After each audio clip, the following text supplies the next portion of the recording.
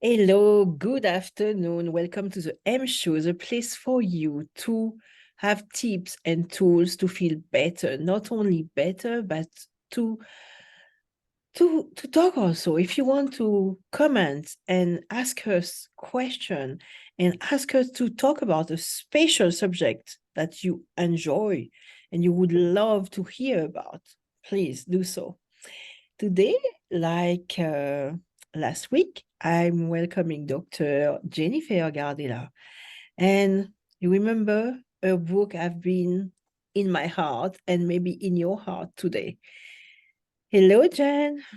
Hi, how are you? Thanks for I'm having me doing on again.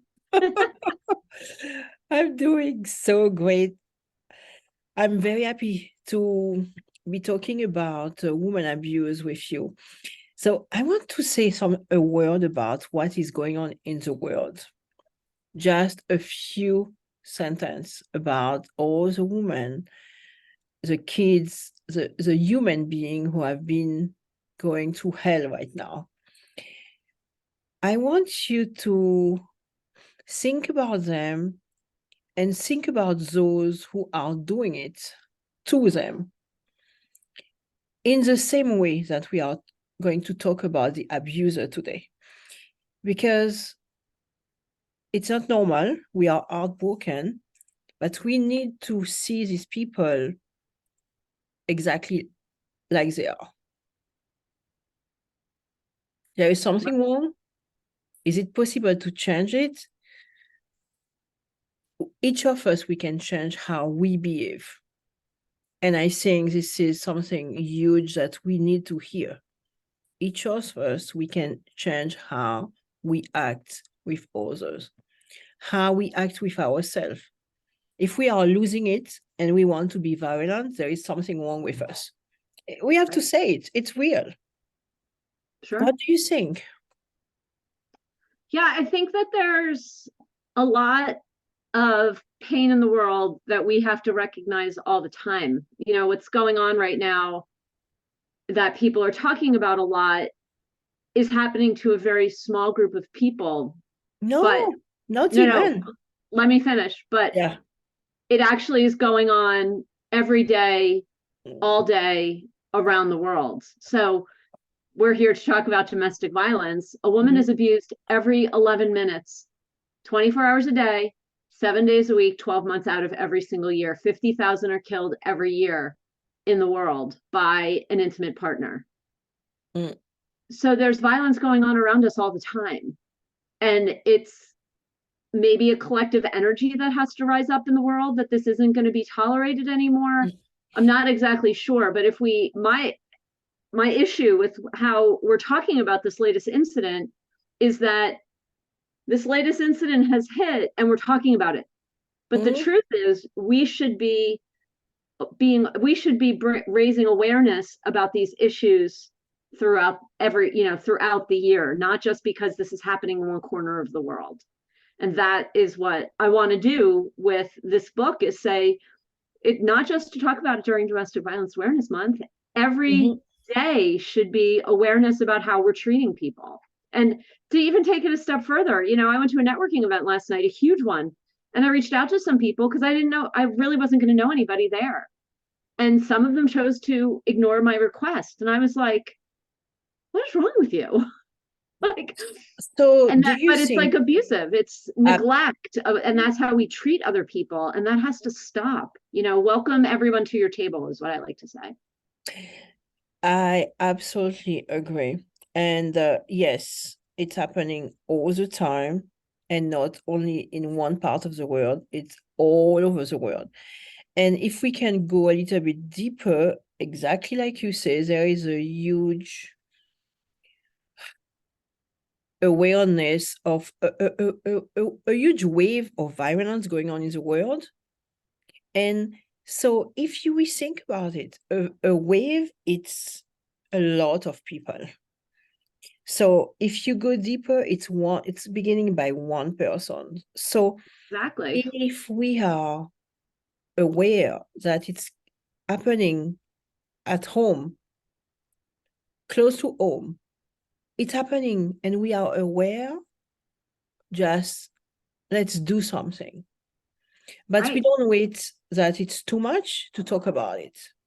It doesn't make sense. And you are right, it doesn't make sense. So what are your tips? If I know someone who is suffering, what should I do? So the first thing to do is take a deep breath and be glad that you see it, right? So what we don't want to do is pounce. We don't want to. So you may see an abuser berating his, I'm just going to use again the male female, berating his victim, his wife, his girlfriend in public. You're out to dinner, you think he's a jerk, he's telling embarrassing stories, he's humiliating her. She needs you. So don't just say things like, oh, I don't want to spend any more time with them. He is really a jerk. And then on the other side of that is, if you have a victim, could be that same victim, could be someone you work with, see often. If she's starting to share stories and something doesn't sound right, you have to take care of yourself in that situation. You shouldn't be sitting in confusion. So you can always call your local domestic violence center. They all have hotlines, or the National Domestic Violence Center hotline, and get great guidance on how you should talk to a victim. So this is what I always recommend.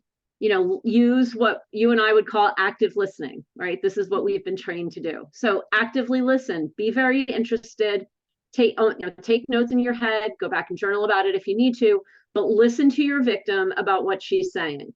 Don't tell her that she's with a domestic violence abuser. She will go back to her abuser, probably tell him, and he will isolate her from you. And now she's lost you too. And that's the last thing that she needs.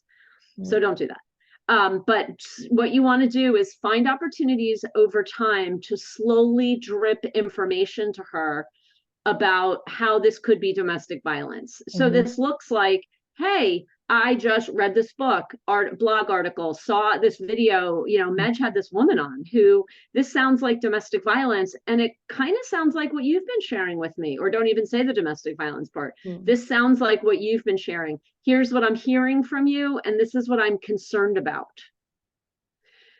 And then just keep the door open. Please do not say to someone who is sharing with you, I can't listen to this anymore. She's actually, and I write about this in the book, she's actually hoping that you can somehow wave a magic wand and make it all go away. That's what she really wants deep down. She doesn't want to be living like this, but there are so many barriers to leaving that she doesn't know what to do. So she's coming to you. So we've got to applaud that. And then once she believes that there is something wrong, she too, even if she doesn't believe it's domestic violence, she can call her domestic violence center and do some confidential safety planning. This was something I never did, but it would have been very helpful, because they can tell you, look, you can come into the shelter, you can, you're going to need to get your ducks in a row, start collecting your documents, get your flashlight, your passport, whatever it's going to be that you're going to need, a bag of clothes, keep it at a friend's house. So that's awesome. But when my kids, as many people know, two of my daughters, I should say, came to me and said, Mom, you're being abused. We need to leave. We're being abused. We're scared to death. That's a great idea if you're desperate to get her out and you know that she can handle it. But my kids took some risks in that transaction that I've actually talked to them about. I could have turned around and said, I love him. We're going to continue living in this. Yes. And then I knew that I would have lost them if that happened. And I think it's really important also to recognize that it takes a victim 7 times to leave her abuser. She's madly in love with him, which sounds crazy, right? People thought I was crazy. He treats you like this, but I was trauma bonded. He had completely convinced me that everything, including his rage, was my fault. Yeah. And so that had to untangle. The only way that untangled was with education. I'd never heard about these things before. So it was my daughters who kind of forced me out the door. And then once I was connected with a domestic violence center, I started to learn. What I'm hoping to do, and you're helping me to do, is realize that, okay, maybe that doesn't have to be that process. Maybe the awareness can come before her children are yanking her out, saying she deserves a better life. And she's much more than prepared when she leaves. We were completely unprepared. So I think those are the big tips. Don't give up on her. keep her talking and Yes. then slowly drip information to her. And I actually, you know what? Make sure she knows your door's open. Like, you've got a bed here, or you can sleep on my couch or in my whatever you need. Because, like, where's she going to go? That's a big issue. Where are these people going to live? Right? And we try to put them in shelters. That doesn't work for a lot of people. They can't take their pets. Like, there's just so many issues around that subject. So let her know that you are there, and then check in on her all the time. Holidays, if she's on vacation, those are the hot spots. Okay, that's great. And yes, what you say, it's really important, because we have to leave the door open. We have to give this person the space to feel safe with you. Talk with Yeah. you, speak, feel safe, because that is so important. They don't feel safe. So remember, and somehow they might not need any advice. They just need to vent, to be able to share. Right. They She need may to need to hear it. share. Yeah. And she may need to share with you, like, look, I just read this blog and this is how he's treating me. What do you think? Mhm. Right? Like, she may just need to process with someone, but you're not going to get there if you shut her down. And she doesn't need to be shut down because, like you said, she has no feeling of safety. She's scared all the time. She's Yeah. also shut down all the time. I was never allowed to really have an opinion. Mhm. It's important. It's really important to bring home those points as well. Can you imagine? I want to point something. It's important to realize that you are a very powerful woman. Yes, you are. You are educated, you have things to say, you have a voice normally. And you lose your voice in the relationship. So sometimes you have around you very powerful women who at work are so good, are doing way more than most of the time you expect them to do. However, they are suffering. So uh, let's think about kindness. Kindness, have so much kindness for these people, because these people are suffering. Just saying, oh, you're in a bad situation, just leave him. Come on, whatever. It's not the right thing to do. Think about them as someone that is suffering. And the other person is suffering also, because to be violent and awful with other people, you have to go through hell to be able to do that also. Hurting others doesn't make sense. There is no point to do that.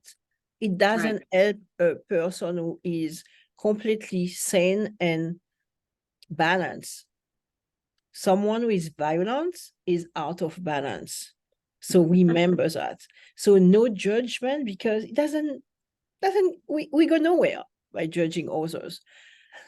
So think about kindness. Think about them as someone hurt, someone really hurt, who just need to feel safe with you. That's it. That's it. Hold space. Old space, safety, all that for them. Thank you so much. You are welcome. Thank you Thank you so for much. having me. So the tips, we give tips because we have been through something, and that is a why. When we teach people how to find their why do you do what you do? So we are giving you tips because we went through a lot in our life, and we are sharing with you. We don't know it all, but yeah, that's true. We are It's learning so every day. true. We, we do We are not. learning every day, but we are sharing with you because it's important. Thank you so much. So we will continue to give you more tips with Dr. Jennifer Gardella, because she wrote her book and want to share with you. Thank you, Thank Medge. you, Jen. See See you you next time. very soon. Bye-bye. Bye.